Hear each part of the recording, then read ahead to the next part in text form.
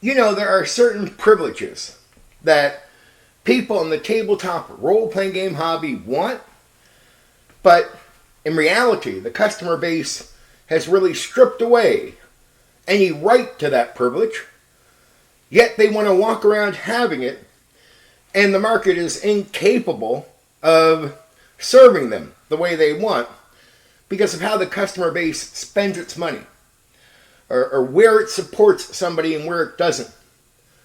They're not good at doing this, and if they were, it would create the privilege of you could make a demand, because there would be people in the market or on the market, whatever, however you want to look at that, that could take care of what you're demanding. They could take care of it. But when you have stripped people, by not giving them support, you take away any ability that they could make the thing for you or do the thing, or that's the right person for the thing. If you don't support certain people and you support people carelessly, like imagine you're in the tabletop role-playing game hobby and you're paying attention, you'll realize that most of the customers, they'll support somebody who's not innovating at all. Actually, 80% of the people that they're making products that are not innovating, like they get all the support. You go look to the original inventors, and some of the old people, their third or fourth editions of their game are finally getting support, but they come from a timeline when the customer base did support reasonable people. Like it's not now. Like there are people from yesteryear when we did have a little bit more of a reasonable customer base that was more desperate for products, so they supported independent people because there wasn't much around on offer. But as soon as there was a ton came in on offer, well, now we all get picky. Now we can all care about somebody's politics. Like, imagine that, right? You come into this hobby, there's barely any choice because of the way the customer base spends its money, right? They have screwed the market. And then the customer base is going to be mad at the market for not doing what it wants. I'm like, yeah, but dude, customers, you control the flow of money. You control everything. I don't think the customer base really gets that. Everything you see right now, if it wasn't for you, the company couldn't achieve it. So who is responsible for everything? Who is? Is it the company? Or is it the customer? It's the customer. But now the customer wants to run around going, well, I have this demand, but there's only so many people making something. Right? Well, it's like, well, you've broken the legs of all the people that can do the thing that you want, and now you're running over to people that can't do it. Do you know what? In this hobby, if you look at people who support people, almost all the support goes to people right now that would make a third-party product for somebody else's game, so they're not even designing something. Or they're an OSR person. They're making a clone, copy and paste it, somebody else's game. That's not a game designer. But you're supporting that. And then when an independent game designer steps up who isn't, here from like 20 or 30 years ago when the support did exist, like a new independent person comes along, like now it's, what's their politics? What's this? They have to walk on eggshells. That's pathetic. I'm a conservative. And when I hear my fellow conservatives in the hobby say, well, I can't buy from that company because they're far left and they don't like Trump, I'm like, you don't have that privilege. What the fuck are you talking about? What are you talking about? Oh, they hate Trump, you can't buy the book? What, you have another choice? Did you all support a bunch of people I've never heard of? Are there a bunch of games on the market that I wasn't told about? Oh no, there isn't, because you didn't support them over the years? The customer base has been one of the worst customer bases in any hobby in history. That customer base has pulled something. No, they haven't. That's why they're the worst. I can't say there's a worst customer base in any other hobby than the tabletop role-playing game hobby. They poison the well where they go to get their water, and then they complain about the fact the water's poisoned. I'm like, that's you. You did that. And this is the long game. See, here's what happens to customers in our hobby, like everyone else. Everything is short-term gain. So they don't think in long-term. So they'll go support people in the short term. Maybe people making clones. Nobody innovating anything. And then 5 years later, when there's no innovation, they're like, man, where's the new idea? Where's the this? Mom, there were people around offering it to you, and there was some excuse you had for not taking a risk. You know, that's another thing in the tabletop role-playing game hobby. Very few risk takers on the customer end. They go for what they know is going to work. And even the people making the products, think about it, clones. How safe is that? You're guaranteed to sell the clone. It's just D&D with some host rules. And you got a customer base that wants to buy that. That's safe. To innovate, to make something new, to change the hobby, to bring the thing in, to create the new great thing. You need innovators, not people who fucking clone other people's games. But guess what? When you look at so-called game designers, and look at all the game designers getting support outside of the big company, almost 100% of them are not actual game designers. They are copy and paste people using someone else's game, and then you give them the label game designer. They take the label game designer, but in no way are they game designers. Just no way. But that's what you support, and they can't innovate. You think the OSR guys are innovating? They're not innovating shit, right? Nothing. You're not going to get the new thing. Now, so when I hear you going on about the politics of a company, I'm like, you can't afford to do that. So if that far-left company that hates Trump makes a good game, you got to go buy it, fucker. You got to go buy it, or you got to start supporting innovation and independent people now that you've never done before, and then you can't even expect that to change overnight. See, the customer base doesn't realize. They don't think of the long game. If 10 years ago you would have done this, we would see amazing things now. What happened back in the 80s and 90s when the customer base back then did what none of you do? Because they were forced to, and the lack of having options. They went to the independent people and didn't care about their politics and couldn't afford to. Only people making games, and they had to support them. You make a good game, I don't care what else you say, I'm going to get you up there. From that time, the hobby has stood on the backs of those people.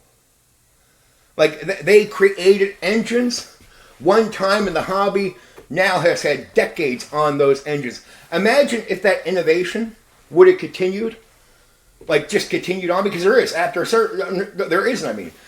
certain point, that innovation just goes away because the customer base, once it had too many options, the thoughtfulness of the customer base just disappeared. They didn't care. They didn't give a fuck. They got what they wanted. They were like spoiled kids, right? And this is what happens in this hobby. We have a bunch of people that grow up, stay immature, get away with every fucking bad thing they do. Every bad decision they make in this hobby, they get away with. It's like they just never got caught for the thing. They never learn that, hey, you should keep yourself in check or think these things over a bit more. And they just didn't get there. So we're in a hobby with a bunch of immature people that are not thoughtful, And so it's like you run around telling me, oh, it's a far left company. Fuck them, I won't buy their game. I'm like, dude, you don't have the right to say that. Oh, you'll say you do, and you can say the words out loud, but that's not what I mean. You don't have the right to say that because you didn't create other options for you to just dismiss whoever the fuck is making games here. And in reality, I'll be real with you. I'm a free speech type of person. Freedom, do what you want, and be judged on the merit of your work. So even if there seemed to be a door open to dismiss somebody because of their politics, I think it's bullshit. Look, I got a game. If a communist, not a big fan of communists, comes along and says, hey man, I read your game, I like your game. I'm not going to tell him to F off. I'm going to tell him, you got my support, at least on gaming. and you got my game. You got all the things that are going to come with it. I'm very happy. If you come to a Q&A and ask me questions, leave your politics at the door, my friend. We'll talk about gaming. And I'll be civil with you. And I'll see you as a good customer. Very happy, and I won't mistreat you. And I think if I make a good game, it shouldn't matter what my politics are. And same thing with the companies over there. Is their game good? What the fuck are you talking about? Oh, they don't like Trump. Are they not allowed to hate Trump? I'm not a big fan of fucking Kamala Harris. Right? Like what? And now you can't talk to me because I don't like Kamala? You can't buy the game because I don't like Kamala? Are you fucking kidding me? Like, look, there is no room for politics in the hobby as far as certain things just don't work. There's too many contradicting things that go on in the tabletop role-playing game hobby that if you take that far left politics stuff, like the diversity, it goes to shit. It just doesn't work here. Or putting in the game like we want to see ourselves in the game. The game is literally made for you not to see yourself in the game on purpose. So imagine how that contradicts that. Like, we want to get a person in a wheelchair in the game to represent people. No. The game is anti-representation. It's literally, think about it, TTRPGs are anti-representation. It's all about being someone you're not. So, and I mean, every game is true to this. There's not a single tabletop role-playing game out there that is some alternative thing where you're trying to really play yourself. You're playing somebody else. The whole purpose is to be somebody you're not. So, representation is completely anti. It completely opposes what we do here. So, that little nugget of their politics, you can't apply to these games. Right? We purposely never put anybody in who's like ourselves. The warrior is going to be way stronger than us and do amazing things and fight the dragon. The wizard can cast fucking magic, right? We don't do these things in life, and these characters are not meant to represent us. It's called escapism because what really you're doing is you're escaping from you. Like, so if your life is shit, you don't bring a reminder to the game. The game is escaping that. It's escapism. You're going in to pretend to be somebody else so you don't think about your own life, yourself, your situation. It's peace. You get to get in someone else's life. You get to be another person. And that's the magic of the game. That's the magic of every tabletop role-playing game. So the moment you put in representation into the game, you are doing something that's completely against what we do. So powerfully against what we do that you can't do it. And so that part of their politics, out the door. And then we get to the X cards. Like, Jesus Christ. X cards. Okay, let me tell you about the X cards. You want a way of putting something into the system so people can control each other? See, I tell leftists, like, I know some of you like these little controlling schemes, but it doesn't work here, and I'll tell you why the X card really fails. All right, because in reality, what the X card is doing, you could do with common sense, and you should, given that what we do here in the hobby, the X card thing breaks that. So to deal with it in a common sense way, the issues, all right, be able to have people that are going to be reasonable if they run into something, find a time to bring it up, right? And look, you should sort of have your head somewhat together, even if something triggers your emotions. You should, if you're going to play a game like this, you need to be able to mentally have your shit together to a point. Like, look, they'll call what they do with some of this stuff therapy. But when you walk out into the real world and you get away from your therapist trying to run a game for you, you're going to run into people like me. I'm not a therapist, nor am I going to be. And I'm not going to cater to that, a person that needs a therapist. And I would tell them, don't let me harm you. Just don't join my fucking game. Get your help. And once you get enough help that you have your shit together, I'm here for you, man. But don't come here and put your life on my head. Right? If you know it's dangerous for you to get into some game with somebody because you might get triggered, stay the fuck out of my game. And I'm not saying that you won't get triggered, but what I mean is, if you're going to come into the game and get triggered with emotions, it's like, say we're 2 hours into a session, right? You need to be able to hold it to the next break without snapping. And you got to be able to not have it change your mood. See, I expect you to be a good player. I don't want to hear the excuse you were triggered. Like an hour in, you get triggered. For the next hour, you play like a cunt. You're over the game. I won't care about your feelings. I'll fucking boot you out faster than your hitch can fucking spin. You know, it's just like, you get what I'm saying. I'm going to kick you out on the spot because I'm not going to put up with that. You need to be able to get triggered and understand that the people around you mean no ill intent. You got to have check markers that calm you down. It doesn't make it just feel great, but it calms you down enough to, okay, I'm playing my character. I'm in a bad mood. My character's not. I got to focus on that. And just focus away from it long enough till we get to break or the session ends, and you just have a talk with me. And whatever triggered that, we'll work on that, go back to that, get people to be more courteous to you, and I don't mind that. I don't mind a bit of catering to things when it's reasonable. It doesn't hurt the game. But what does the X card do? See, here's what I would tell people with the X card. I'm the game master. You know what that means? I have complete authority. Do you know what that means? I want to explain to you what that means. That means the player doesn't have the authority to stop the game with the X card. There goes your X card. Like, let me explain this again. I don't think it's going to be clear enough for some people. Just so they get this. Just so they understand why the X card is absolute trash. There's other reasons, but this is the main one. And I don't get this authority because I'm God or fucking all this shit. It's not ego. It's how the system works. It's the program. Who manages the table and the experience? Not the players.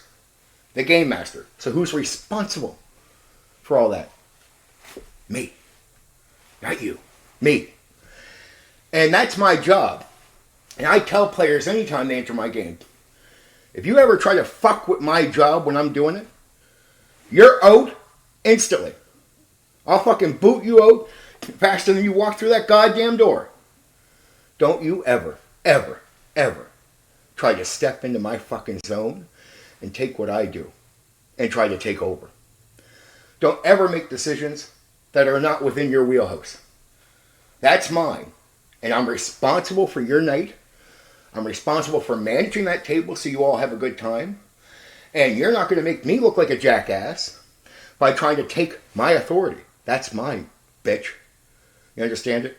You bring up a fucking card and you tell me, oh, hold on. I'll just look at you. Shut your fucking mouth. You'll hold on when I say to fucking hold on. That's it.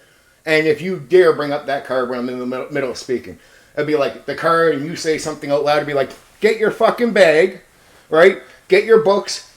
Here's your fucking character. Before I piss on your shit, get that in the bag and get out that fucking door. And don't you ever come back to this fucking table. Don't you ever fucking come back to this table. Don't you ever step on my job. Don't you ever fuck with what I'm doing. You got that? Is that clear? Any X-card cunt out there? Don't you ever fuck with what I do. Right? You get that? That's my job. Like, you get to play, I run the game, I'm responsible for that, not you. So if you fuck up the night by pausing the game with your X-card, that's you fucking up the night. Who's blamed for it by the players? No matter how much you don't like my attitude right now, who do players naturally blame for, even when it's not their fault? The game master. And you want to know why? The player is not wrong. The player is actually in the right. The player's in the right. And you're like, no. They are. You want to know why they're in the right? Because I'm responsible and the player knows it. So if the night goes shitty because some other player is making it shitty, guess who's responsible for not letting that player fuck the night up? That's me. And the other players at the table expect me to have that guy or that woman in check so their night's not burned away. So the X card does not belong at any tabletop role-playing game session. It's ignorant. It goes against what we do, and it doesn't work. Anyway, there's my rant for the day as far as politics and all that shit. Look, customer base, if you want privilege, spend your money wisely, invest in the right people, and then you'll have it. But when you haven't done that, and you haven't created an environment with people to take care of your shit, well, then you're going to have to go buy the 5e game, ignore the politics, and play it. Because there's not much else coming. It's not like something new in the D&D world is coming. Like, even if you look at the old school, they could be making something new related to it. Instead, you just get the OSR. Copy and paste. All the host rule games you maybe encountered growing up, just all those guys turned their host rule games into a fucking book, into a product. And now you're buying their D&D with their host rules. There's no innovation there, my man. And that's, in the last so many years, it's all you guys are investing in. People that don't innovate, don't do nothing. Anyway, I love you. Well, most of you. For now, take care.